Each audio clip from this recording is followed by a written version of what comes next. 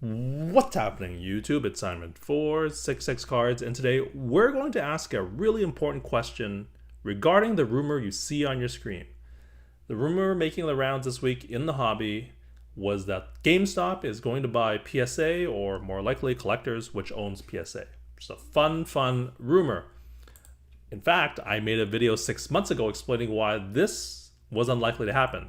Link in the description below if you're interested in that video, although it is 6 months ago. Back to current day rumor, which is that GameStop is going to buy them.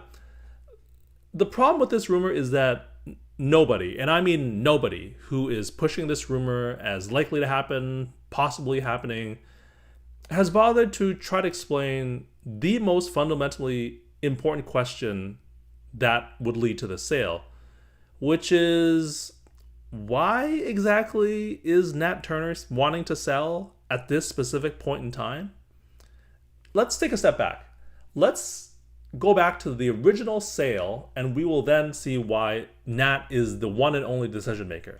If we go back to the original sale, this is the actual press release from 2020.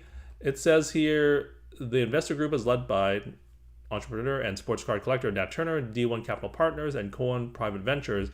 We scroll down. Cohen Private Ventures is led by Steve Cohen, who is worth $21 billion and literally owns the New York Mets. I would say at this point, Collectors is worth anywhere from 3 to 7 billion. So this will not really make any type of dent to Steve Cohen's net worth. And so he's not pushing Nat to do or take any specific actions in terms of a sale to, he wants the money. He doesn't need the money. Same with the other guy.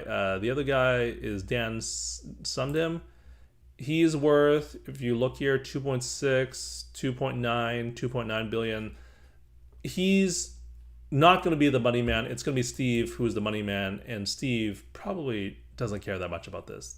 And so it is solely on Nat to drive decision making at Collectors and PSA.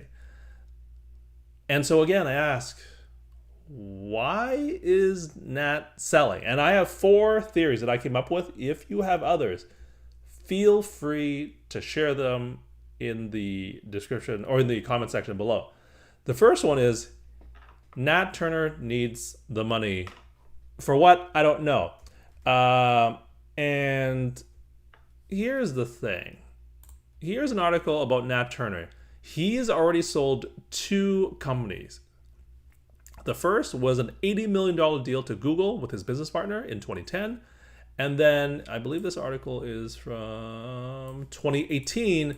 In 2018, he sold Flatiron Health to Roche for $1.9 billion. He had a business partner. I'm sure there were other angel investors and all that kind of stuff. So even if he retained anywhere from a 10 to 20% of the company, that's $200 to $400 million in his pocket. I don't think Nat Turner needs the money.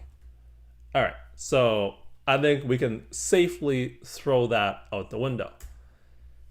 2, he has gotten tired of running Collectors. He's tired of dealing with all the PSA grading comments, and he is tired of the hobby and dealing with the business in the hobby. That is the second theory. What do we think about that? Well, have you ever actually heard Nat Turner speak about cards? Friend of the channel, Neo Cards and Comics, had Nat Turner on his channel for an hour and 23-minute interview. And if you actually watch that video, this guy loves cards. Loves cards to a degree that I don't even think I fully comprehend. He loves it. And so I find it very unlikely that he is tired of cards. He is done with the hobby. I find that really hard to believe. And so for that, I say number 2, also unlikely. Number 3, he wants to retire. He wants to just say, I am done working. I have made enough money. I am going to go sit on an island somewhere. And that's when I bring you back to this article. He met his business partner, Zach Weinberg, on the first day as undergrads at Wharton. They hit it off, and one day after work, one night, they started talking about a mutual love of starting businesses, and we started brainstorming. And that was like 20 years ago, and he's still doing stuff, right? That was 2004 when he sold the business, or that was when they first started talking. 20 years later, he's still doing stuff. This guy is a serial entrepreneur. He enjoys being an entrepreneur and building businesses. So I find number 3 hard to believe. This is wired into who Nat is. So number 3, I don't think so. The last one I could come up with is that he thinks the valuation of collectors, which the majority of which is PSA, has reached its peak. Now is a time to sell. The valuation will never be higher than it is today. That is actually a theory I could get behind if you take a look at some of the gem rate numbers, right? Shout out to gem rate. If you look at the PSA number from January, 1.3, February, 1.44, March, 1.47, April, 1.56, May, 1.65. The numbers keep on growing, and they have a pretty great growth trajectory just month over month, right? And so you're probably able to build in that growth into your financials and say, like, at this pace, the valuation is going to be XYZ in 2-3 years down the road. And that is true. And so I think that's why this theory right here, he thinks collector's valuation has reached its peak, is the most plausible. But we're only looking at the PSA side here. Just the grading side. What we're not taking into consideration is the other things that Nat is doing, which is, in my opinion, the biggest opportunities to really change the game for collectors and for the hobby as a whole, which is the stuff he's doing with the vault and the marketplace that he's building out through the PSA offers. He's getting more and more integrated with eBay to get more and more slabs into his PSA vault, which will then get more and more enough cards to create his own marketplace. Where is it here? This could be a game changer if he's able to build it up enough to really create a lot of value to collectors. And when I say collectors, I mean collectors, the company, not collectors, you and me.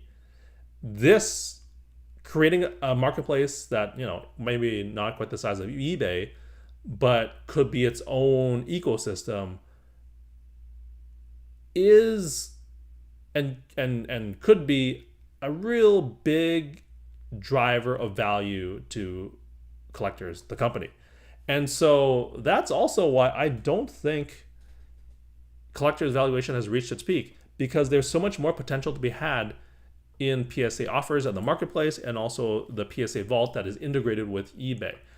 And so looking at all these theories, I think they're not true. And as a result, I don't think Nat really has a motivation to sell at this point in time, which means that this rumor is unlikely to happen, in my opinion.